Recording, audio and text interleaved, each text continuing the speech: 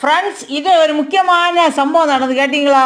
இந்த சேனலுக்கு பேர் வந்து மிஸ்டர் ஸ்ரீ செவன் அப்படின்னு சொல்லிட்டு ஒரு சேனல் பார்த்துருக்கோம். இவர் ஒரு 4-5 சேனலில் வந்து அடிபட்டுட்டு அப்புறமா அந்த சேனலை புதுசாக திருப்பியும் தொடங்கி ரன் பண்ணிகிட்டே இருக்காங்கன்னு நினைக்கிறேன். சப்ஸ்கிரைபரும் ஆக்சுவலாக 16க்கு மேலே நிறைய சப்ஸ்கிரைபரும் இருக்கிறாங்க.